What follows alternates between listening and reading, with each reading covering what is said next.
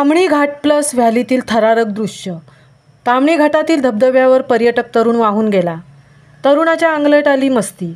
स्वप्नील धावडे याचा अखेरचा क्षण। मिळालेल्या सूत्रांच्या माहितीनुसार शनिवार दिनांक 29 जून रोजी ताम्हिणी घाटात धबधब्यावर येणारी पावसाळी पर्यटकांची गर्दी कधी जीवावर बेतली जाते। अशाच एका ताम्हिणी घाटात असणाऱ्या प्लेस व्हॅल्यू धबधब्यावर स्वप्नील धावडे या तरुणाने उडी मारून पाण्याच्या प्रवाहात आपला जीव गमवावा लागला।